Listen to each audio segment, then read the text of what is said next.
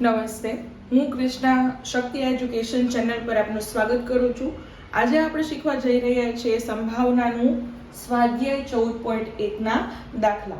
તો સ્વાધ્યાય 14.1 નો પહેલો જ દાખલો છે એ ખાલી જગ્યાઓ વાળો આપેલો છે ને એકદમ સરળ ખાલી જગ્યા છે.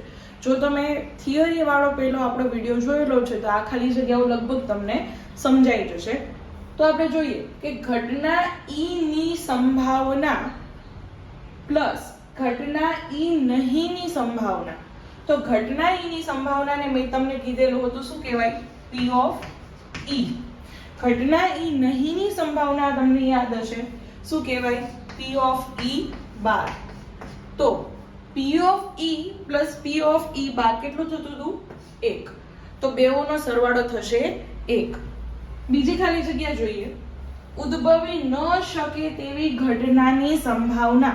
જે ઘટના થતી જ નથી એ ઘટનાની સંભાવના કેટલી હોય છે? 0. બરાબર. અને આવી ઘટનાઓને કઈ ઘટના કહેવાય? જે થતી જ નથી એ ઘટનાઓને આપણે કહીશું અશક્ય ઘટના. અશક્ય ઘટના. આવો જ આપણી ત્રીજી ખાલી જગ્યા છે. ચોક્કસપણે ઉદ્ભવે તેવી ઘટનાની સંભાવના કે જે થવાની જ છે, થાય જ છે, તો આ ઘટનાની સંભાવના આપણને મળી જશે 1. હવે આ જે ઘટનાઓ જે છે જે થાય જ છે એવી ઘટનાને આપણે શું કહીશું? નિશ્ચિત ઘટના અથવા ચોક્કસ ઘટના. આ પછીનો પ્રશ્ન છે કે પ્રયોગની તમામ મૂળભૂત ઘટનાઓની સંભાવનાઓનો સરવાળો ખાલી જગ્યા હોય છે. તો આપણે જાણીએ છીએ કે બધી જ સંભાવનાઓ જે આપણને આપેલી હોય એનો સરવાળો આપણે કરીએ તો વધારેમાં વધારે કેટલું મળી શકે? સંભાવના 1. તો તમામ મૂળભૂત ઘટનાઓની સંભાવનાનો સરવાળો કેટલો થશે? 1. હવેનો પ્રશ્ન, ઘટનાની સંભાવના ખાલી જગ્યાથી મોટી અથવા એના જેટલી હોય તો સંભાવના કોનાથી મોટી હોવી જોઈએ? તો કે સંભાવના 0 થી મોટી અથવા 0 હોવી જોઈએ. તો એ જ રીતની બીજી ખાલી જગ્યા, અને ખાલી જગ્યાથી નાની અથવા એના જેટલી હોવી જોઈએ. તો સંભાવના કોનાથી નાની હોવી જોઈએ? તો કે સંભાવના 1 થી નાની અથવા તો 1 હોવી જોઈએ. તો આ ખાલી જગ્યાઓ ખૂબ જ સરળ હતી. દાખલા નંબર 2 માં આપણને અમુક પ્રયોગો આપેલા છે. હવે આ પ્રયોગ જે છે એના પરિણામો સમસંભવિત છે કે નહીં એવું આપણે કારણ સહિત કહેવાનું છે. બરાબર. તો આપણને આમાં પહેલો પ્રયોગ આપેલો છે કે ડ્રાઈવર કાર ચાલુ કરવાનો પ્રયત્ન કરે છે.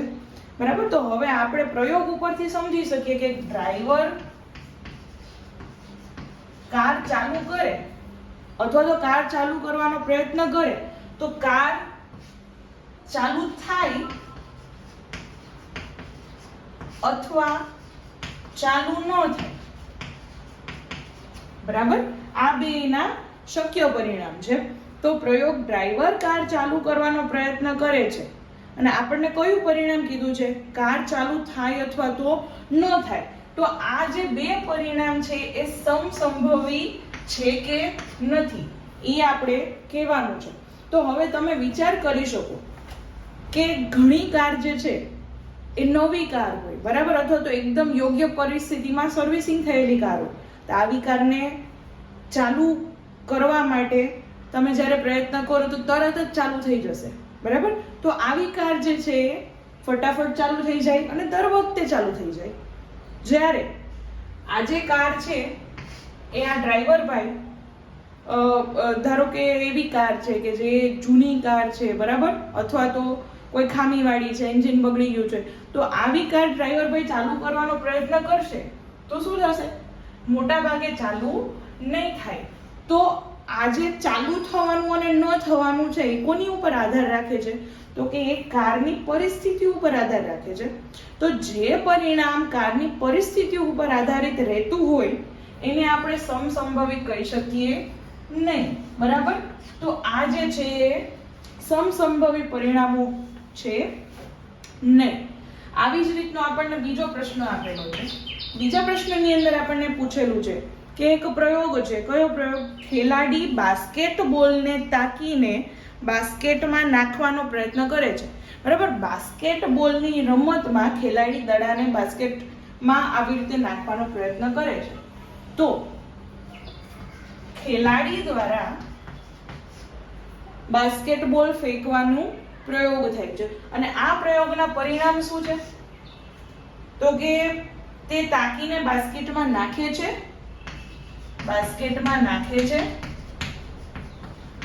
અથવા તો ચૂકી જાય છે. ટૂંકમાં કહીએ તો ખેલાડી નાખશે તો જાળીમાં જશે કે જાળીની બહાર જશે. હવે આ પરિસ્થિતિમાં પણ તમે વિચાર કરી શકો કે ખેલાડી જે છે એ બાસ્કેટમાં નાખવાનો પ્રયત્ન કરે, પણ જો ખેલાડી યોગ્ય રીતે ટ્રેન થયેલો હશે, એને પ્રેક્ટિસ કરેલી હશે, એ સ્ફૂર્તિવાળો હશે, તો ખેલાડી દ્વારા જે બોલ છે એ બાસ્કેટમાં દરેક વખતે જશે. પણ જો ખેલાડી બટેટા જેવો હશે, યોગ્ય રીતે ટ્રેન થયેલો નહીં હોય, તો આજે ચૂકી જવાના પ્રયત્નો છે એ વધારે થશે. તો આખી જે પ્રયોગ છે એના પરિણામ કોના ઉપર આધારિત છે? ખેલાડી ઉપર આધારિત છે. તો ખેલાડી ઉપર આધારિત રહેતા પરિણામો સમસંભવી કહી શકાય નહીં, બરાબર. તો તમે તમારા એક્સપ્લેનેશનમાં આવું લખી શકો કે ખેલાડી ચુસ્ત હોય તો દરેક વખતે બાસ્કેટમાં નાખશે, પણ ખેલાડી યોગ્ય રીતે ટ્રેનિંગ પામેલો નહીં હોય તો બાસ્કેટમાંથી ચૂકી જશે. તો આ પરિણામો સમસંભવી છે નહીં. કેમ કે આ પ્રયોગના પરિણામો ખેલાડીની પ્રકૃતિ ઉપર આધાર રાખે છે. તો આ સાથે આપણે હવે ત્રીજો જે આપણો પ્રયોગ છે એ જોઈએ. ત્રીજા પ્રયોગની અંદર આપણને કીધું છે કે ખરા ખોટાનો પ્રશ્ન જે તમને પણ પૂછાવાના હોય છે, બરાબર. તમારા સેક્શન A માં 24 માર્ક્સ હોય, એમાંથી ખરા ખોટા પણ આવે. તો ખરા ખોટા પ્રશ્નોના જવાબ આપવાની કસોટી આપવામાં આવેલી છે, બરાબર. તો આ કસોટી જે છે એ તમારો પ્રયોગ છે. તો આ પ્રયોગના પરિણામો કયા આવે? કાં તો તમારો જે પ્રશ્ન છે એ ખરું હશે, અથવા તો તમારો પ્રશ્ન જે છે એ ખોટું હશે, બરાબર. તો આમાં હવે કસોટી અઘરી છે કે સહેલી છે, કોણે લીધી છે, ક્યારે લીધી છે, કસોટી ઉપર તમારું ખરું કે ખોટું આવવું આધારિત નથી. તો એનો અર્થ એવો થયો કે ખરું પણ આવવાની અને ખોટું પણ આવવાની સંભાવના સરખી છે, જેથી કરીને આ પરિણામો સમસંભવી છે, બરાબર.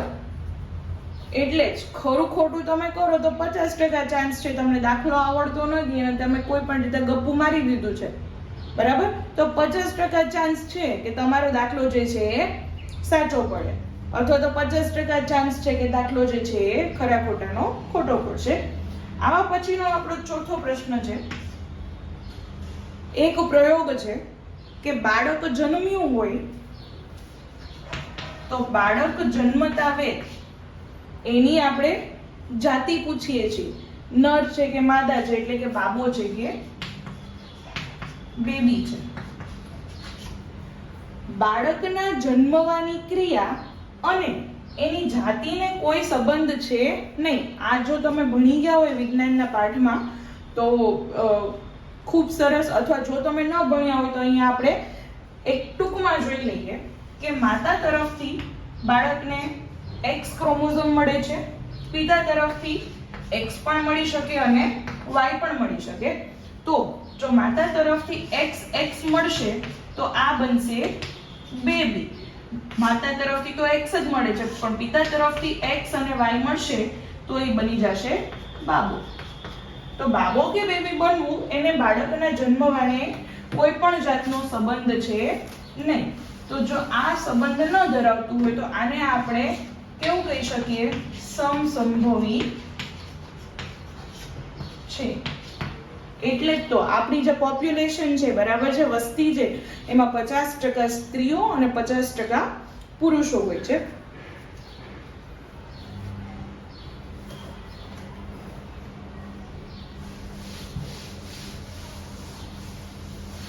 દાખલા નંબર 3 આપણે શરૂ કરવા જઈ રહ્યા છીએ. દાખલા નંબર 3 માં પણ આપણને એવું પૂછેલું છે કે શા માટે ફૂટબોલની રમતની શરૂઆતમાં કઈ ટુકડીને બોલ મળવો જોઈએ તે નક્કી કરવા માટે સિક્કો ઉછાળવો એ નિષ્પક્ષ ક્રિયા છે એવું વિચારવામાં આવે છે. તો ફૂટબોલમાં જેવી રીતે સિક્કો ઉછાળાય છે એવી રીતે બીજી કઈ કઈ ગેમ્સમાં સિક્કો ઉછાળાય છે? તો કે તમે યાદ કરશો તો ક્રિકેટમાં પણ આપણે સિક્કો ઉછાળતા હોઈએ છીએ, બરાબર. બેઉ ટીમના કેપ્ટન આવે અને સિક્કો ઉછાળે, હેડ્સ કે ટેલ્સ આવે એ પ્રમાણે એ લોકો બેટિંગ કે બોલિંગ લેતા હોય છે. તો સિક્કો એને બે બાજુ હોય છે, કાટ અથવા તો છાપ. તો તમે જ્યારે સિક્કો ઉછાળો છો તો કાટ આવવાની જે શક્યતા અને છાપ આવવાની શક્યતા છે કેવી છે? સરખી છે, બરાબર છે. કાટ અને છાપ આવવાની જે છે એ સરખી છે. તો આ બે પરિણામો આવવાની શક્યતા બરાબર છે એ સિક્કા ઉપર આધારિત છે નહીં, બરાબર. અથવા તો સિક્કો ઉછાળનાર ઉપર પણ આધારિત છે નહીં કે આ ટીમનો કેપ્ટન આવે તો કાટ આવે ને બીજી ટીમનો કેપ્ટન આવે તો છાપ આવે, એવું કોઈ દિવસ હોય નહીં. એટલા માટે આ કેવી છે? સમસંભવી ઘટના છે, બરાબર. તો સમસંભવી ઘટના છે એટલા માટે આપણે એવું કહી શકીએ કે આ નિષ્પક્ષ ઘટના છે, બરાબર. આ સાથે આપણે એક બીજો પણ અહીંયા પોઈન્ટ લખી શકીએ. બીજો પોઈન્ટ આપણે શું લખશું કે આ જે સિક્કો છે સમતોલ સિક્કો છે. સમતોલ સિક્કો એટલે શું? તો કે સમતોલ સિક્કામાં કાટ અને છાપ આવવાની જે ઘટના છે અથવા તો જે પરિણામ છે એ સરખા હોય છે. એ કોઈ બાજુથી કઈ વાકું ચૂકો હોય ને આમ જ પડે ને તેમ જ પડે એવું છે નહીં. આ સિક્કો કેવો છે? સમતોલ સિક્કો છે.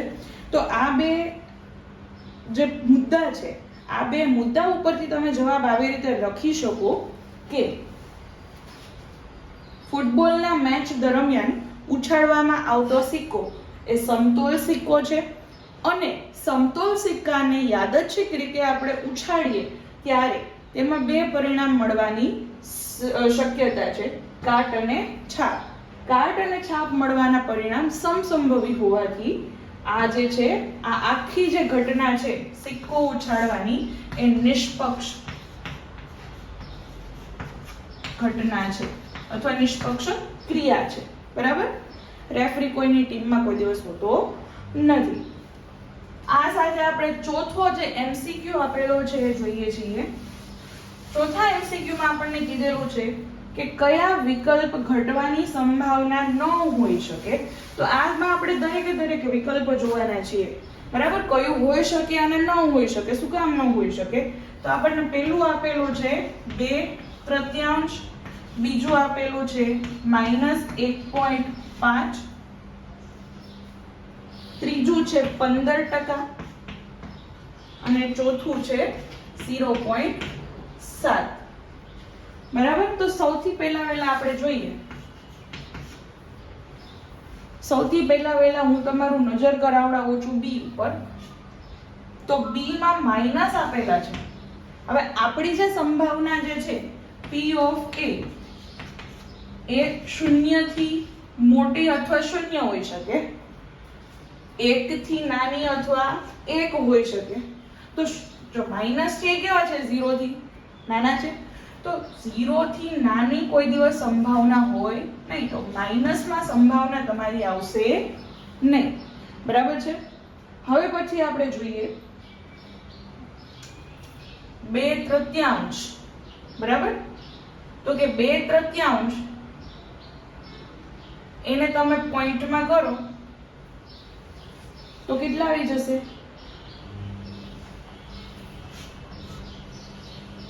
3/20, બરાબર. 3 6 18 અહીંયા વધ્યા 2, બરાબર. તો આ 0.6 સમથિંગ આવશે. હવે આ જે ઘટના છે એની સંભાવના 0.6 છે એ કોની વચ્ચે આવે? તો 0.6 છે એ 0 અને 1 ની વચ્ચે આવે છે. તો આપણી સંભાવના છે એ 0 અને 1 ની વચ્ચે આવવી જોઈએ. હવે આનું શોર્ટકટ જો તમારે યાદ રાખવું હોય તો તમે કેવી રીતે યાદ રાખશો? તો કે અહીંયા અંશ અને છેદ જુઓ. અહીંયા અંશ કેવો છે? નાનો અને છેદ કેવો છે? મોટો. તો કોઈ પણ અપૂર્ણાંક જેમાં અંશ નાનો હોય અને છેદ મોટો હોય, આ અપૂર્ણાંકને આપણે કહીશું શુદ્ધ અપૂર્ણાંક. અને શુદ્ધ અપૂર્ણાંક એ હશે એ હંમેશા 1 કરતા નાનો અને 0 કરતા મોટો હોવાનો છે. તો આવું તમે જ્યાં ક્યાંય પણ જોવો તો કન્ફ્યુઝ થવાનું નથી. આમાં શું કહી દેવાનું છે કે શક્ય છે અથવા તો આ સંભાવના આપણને મળશે. અહીંયા આપણને 0.7 આપેલા છે. તો 0.7 જો કોની કોની વચ્ચે આવે તો કે 0 ની અને 1 ની વચ્ચે. તો 0 અને 1 ની વચ્ચે આવે છે એ આપણો જવાબ